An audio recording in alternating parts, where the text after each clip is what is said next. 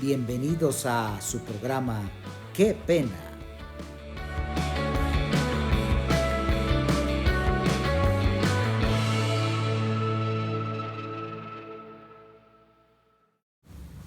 Hola a todos y todas, mi nombre es Orlando Muñoz Neira. Bienvenidos a su programa ¡Qué pena! Con la edición de Mariana Muñoz Ardila. En el video anterior habíamos hablado de la justicia triangular y habíamos dicho que esta era un concepto particular de justicia estatal, de justicia que el Estado suministra o vigila, y que estaba compuesta por tres elementos: el derecho sustantivo, el derecho procesal y los recursos estatales. Y habíamos dicho que dentro de los recursos estatales hay recursos humanos y materiales, que en los derechos sustantivos tenemos potestades que el Estado le otorga a determinadas personas y que generan obligaciones correlativas para otras.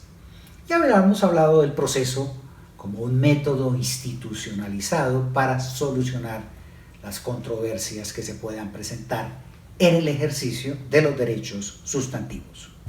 Ustedes se preguntarán qué utilidad tiene hablar de justicia triangular. ¿Para qué lo hacemos?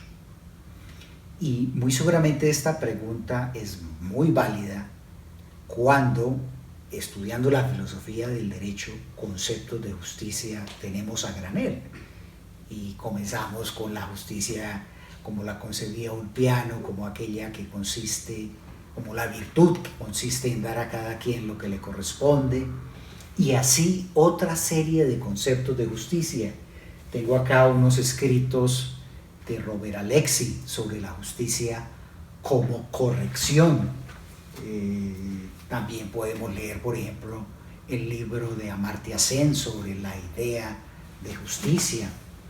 Uno un poco más anterior, la teoría de la justicia de John Rawls, donde nos habla de la importancia de la posición original y de la posibilidad de que existan diferencias siempre y cuando ellas favorezcan a las personas más débiles. Uno muy interesante sobre justicia que lo hace el filósofo norteamericano Michael Sandel. En fin, tenemos muchos conceptos de justicia, el concepto de la justicia social que propugna la Iglesia Católica desde la Rerum Novarum de León XIII, en fin. Pero, ¿por qué hablamos de justicia triangular? ¿Para qué nos sirve y cuál es la diferencia que la justicia triangular puede tener frente a estas otras teorías de justicia?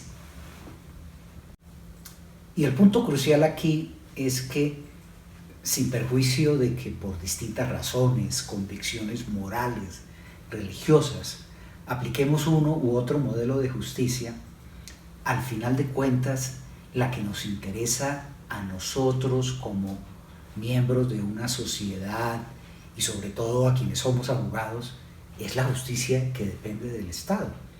Me explico, yo puedo proponer un concepto de justicia social, como la que promueve el catolicismo desde la Rerum Novarum de León XIII.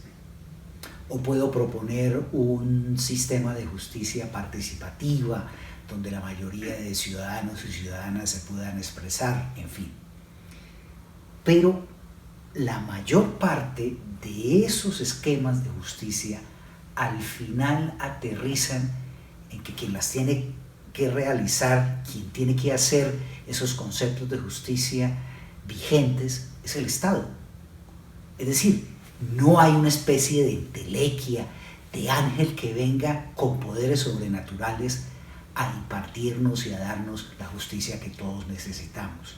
La justicia que nosotros aplicamos acá en la tierra es la justicia que puede brindar o garantizar el Estado. Pero el Estado es una institución humana. El Estado no es un todopoderoso.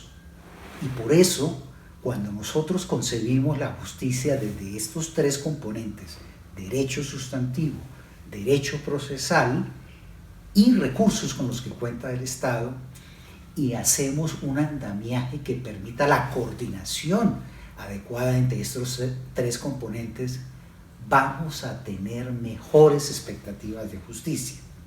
Les voy a dar este caso. Supongamos que nosotros establezcamos que un derecho sustantivo, un nuevo derecho fundamental, es el derecho a la mejor apariencia personal de acuerdo a la concepción que nosotros mismos tengamos de nuestro cuerpo. Entonces, supongamos que incluimos ese derecho en la Constitución y le atribuimos al sistema de seguridad social la obligación de financiar cualquier cirugía estética que sea necesaria para que la imagen del ser humano coincida con la que esa persona quiere, de manera que quien quiera tener la nariz larga la tenga, corta, de colores, en fin, ancha, delgada. Ese derecho sustantivo, que puede tener importantes soportes en la psicología de las personas, puede consagrarse perfectamente en la Constitución, y seguramente podemos establecer un proceso para que en el caso de que las instituciones de seguridad social no cumplan con esas modificaciones estéticas, haya un mecanismo judicial o administrativo para forzar a la entidad prestadora de salud a que lo haga.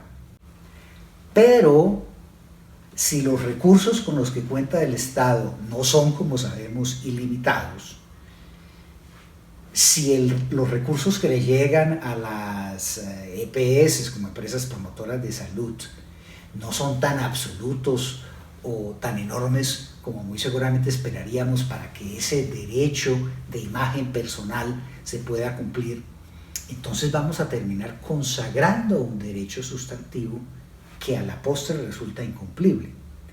Eso no significa, advierto, que no se puedan consagrar derechos sustantivos, concretamente derechos fundamentales, cuya realización no esté totalmente garantizada.